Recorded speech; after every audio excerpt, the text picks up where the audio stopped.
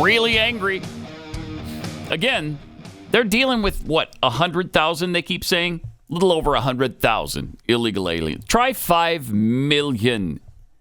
And 1 million a year pouring across our border here in Texas every year. Same goes for California, New Mexico, Arizona. Try being a border state. And they've got just this tiny little taste of it. And man, they are fed up already. They hate it. Remember when Eric Adams went down to the border, and my theory was this man's going to run for president. This guy is going to run for president. He wants to make it look like he cares about the border. I think, in hindsight, he was just down there to kind of almost like a peace offering to Greg Abbott. See, look, I care. Right. I see how bad you have it down here in Texas. So please stop. So yeah, don't send us any more of these people that we love and welcome so much. Jeez. It's costing them a fortune. Well, guess what? We've been dealing with that for 60 years. Welcome to our nightmare. We're not even inviting them in Texas. I mean, there are a few cities. Right. Mm-hmm. But this New York City resident spoke his mind about what's going on. My message is close the border, vet these people. Mind. Like, how come they get to cut the line in front of millions of people waiting? They're waiting to come to America the right way, but they get pushed in front. The migrants, the illegal migrants, they get everything. They put them first, put Americans last. We need to be America first, not Americans last. Thank you. Do you think that AOC was responsive to messages like this?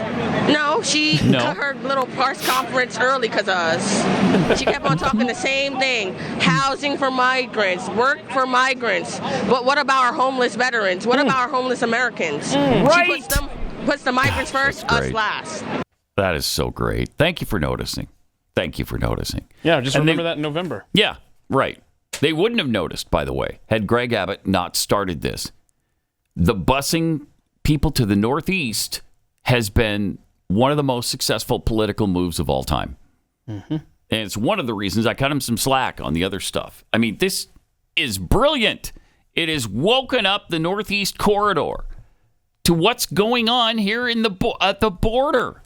And it shows everybody the big, fat, stinking lie that Biden is telling all the time, and everybody in his administration, about the fact that they've secured the border. They're doing more at the border than anybody else. What? I mean, people know for a fact that's not true.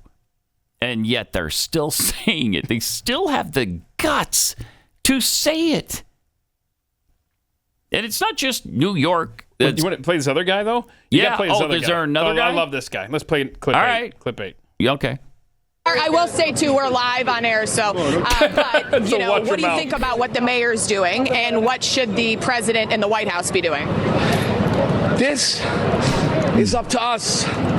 This is up to each and every one of us to stand up. Nobody's coming here for us. Right. We're here for ourselves. Yep. If we don't get up and fight for our city, nobody's coming for us. They're coming to destroy it. The reason why they're here is to steal our votes. Right. We're not going to be able to live. They're stealing our votes, our kids' future, my birthright, our United States, this great city that I refuse to leave. Do you understand? Nobody's coming for us. These elected officials aren't even elected. They're using absentee ballots. They're being selected. And they're operating without. What did you think that AOC, when she came out, and other members of Congress, and they had this press conference, what did you think about their comments? They will never be allowed to walk down the streets again. Yes. They have destroyed our city, and New York, especially Queens, is woken let's up. Pull away from that.